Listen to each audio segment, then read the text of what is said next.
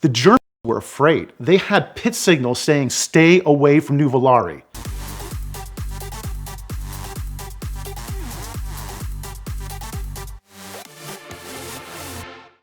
Recently, I was asked if I had an unlimited amount of money, what car would I buy?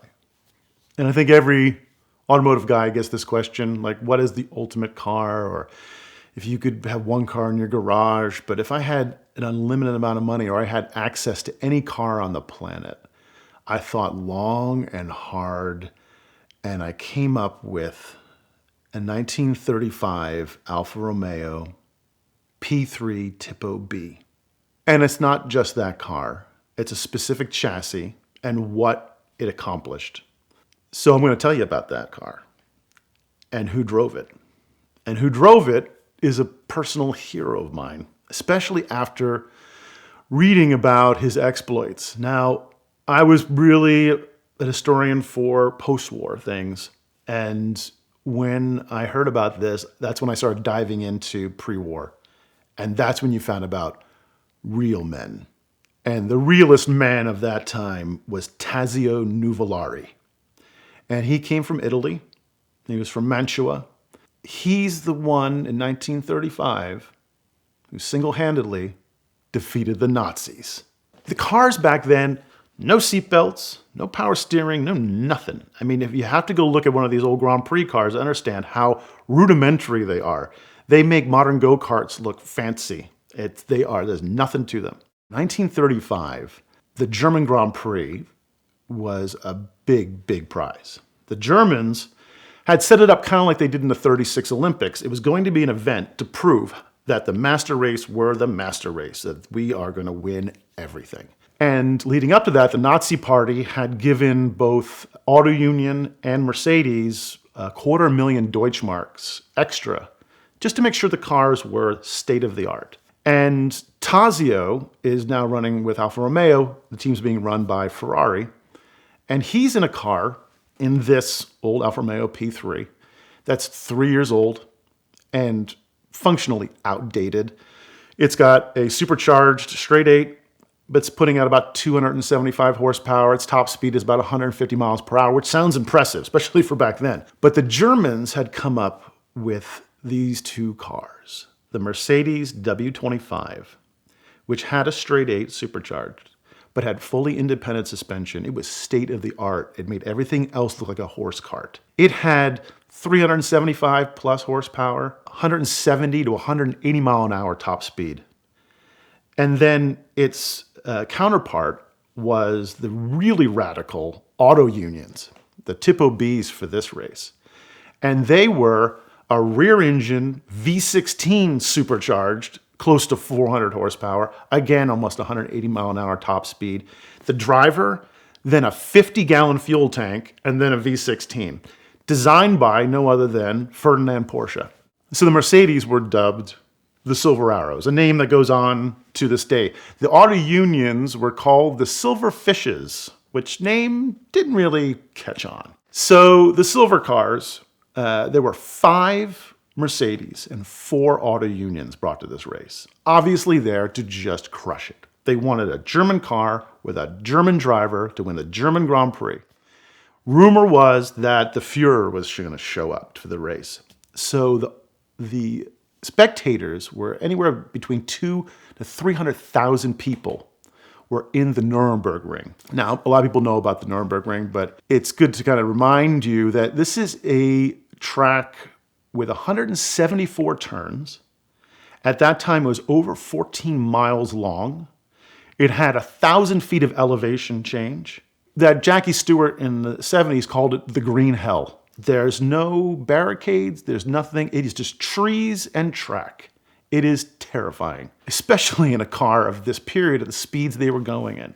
So it is absolutely packed with people. Everybody expects the Germans to win. They basically invite the Alfas there and one Bugatti and a couple other cars just to have something to race against. They draw, back then it wasn't qualifying, you would draw a ballot for your placement, and Tazio pulls his placement. He gets pretty far up front, and von Braudisch, who is kind of the leader of the Germans, is way in the back, and it's all mixed up. It's a very weird process, and it's drizzling, which is good because the old live axle suspension of the Alfa Romeo really isn't up to fighting the Germans head to head, and they're down 100 horsepower, and they're down a top speed, and it's an old car. And the best drivers in the world essentially are driving for the Germans. The race starts, and the Germans predictably tear off. Everybody's like, well, there we go. All done. Good. And Tazio and his two Italian teammates have a horrible start. And after a couple of laps, remember the laps are 14 miles, so the whole race is only 22 laps. The other Alfas fail. So transmission, the rear end, I believe, just the car's packed up. So obviously the Alfas are a little weak for the track.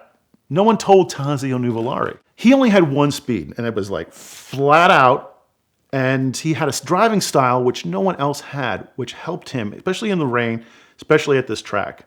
And it's common now, people know about the four-wheel drift. And you basically break the car loose, and you get all four wheels sliding. No one else drove like that. If you were sliding, it was considered something wrong, or you had to correct that quickly. And he was the master of just pushing it out there, and the car would just float around the corners. And there's not much footage of him driving, and no footage of him driving this race, unfortunately, because they were just watching the Mercedes the whole time. But he would just hit these beautiful long drifts around the corner. So he starts moving up through the field. And he's in 6th place, and then he's in 5th place. And he starts passing the Germans. And people are like, this isn't right. Because, again, he's giving up a ton of power and a ton of top speed on a track where you can use that top speed. And then he's in 2nd. And then the lead Mercedes pits, and he's winning by lap 6. That time, he's got to come in. He decides to stay out. And even the Germans are like, well, we have to stay out. So they stay out to like lap 10. And finally, nobody's got fuel left. So the Germans come in, and so does Tazio. The Germans pit, and it's like 47 seconds. Bang. 48 seconds, the next one goes out. And under a minute, all the Germans are gone. Meanwhile, it's a bit of a circus in the Ferrari pits. The Ferrari guys broke the fuel pump, and they're trying to figure out how to get fuel into Nuvolari's car. Nuvolari's hopping out like, let's go, right? They're grabbing jugs of fuel and pouring them in the back, which of course is pouring all over the car and the pits and where the driver sits and everything else. They're putting it in the car. It takes them 2 minutes and 14 seconds. Almost instantly, you'd be like, well, the race is over. Especially in a modern Formula One race, if that happened, you're in last place. Sorry, you're done. But this is Tazio Nouvellari, and he got pissed. He gets back in the car. He comes out in 6th place and starts driving what it can only be referred to as a miracle drive. And that's why this is considered what they call the impossible win. He starts moving up on the field, picking off an Auto Union here, a Mercedes there, driving like a man possessed. The Germans were afraid. They had pit signals saying, stay away from Nuvolari, because they just assumed he was going to crash. He was driving so fast around this impossible track. Try memorizing 174 corners perfectly in the rain. He's blasting through, and by the second to last lap, he's in 2nd place. But von Braudisch, who's in front in the Mercedes, looks unbeatable. But his tires are starting to wear, and they come to the last lap, and Nuvolari's only 32 seconds behind and coming hard. And von Braudisch is waving, going, tires, tires. And the head of the German team's like, you have to stay out. If you come in, it's over. We don't have that kind of pit window. He's like, all right. Nuvolari's all over him. By the time they get to the carousel, the famous turn on the ring, he's only 200 yards behind. He's making von Braudisch overdrive the car completely. And they said you could see the stripes of wear on the rear tires. And he knew his tires were going. But the little Italian was coming. You had to do something, right? He lays into it. Boom. His tire explodes. And in a famous shot, well, there's no picture of it, but there is a painting of the car rolling off and Tazio blasting by the master race. Now, the last time the cars had come around, the nice, blonde hair, blue eye guy in the Mercedes was in the lead, and the crowd was going crazy. And now down the straightaway, here comes a what? You imagine a gasp of 200,000 people going, huh? And down the straightaway alone, minutes ahead of everybody else at this point, Tazio Nouvellari in his 1935 Alfa Romeo P3 Tippo B wins the German Grand Prix in front of all the Nazi hierarchy and all the people. A little asthmatic Italian wins the race. Of course, they didn't think he was going to win the race because they come over and they have a wreath which was built for a German guy. So it came down below his knees. They put it around his neck.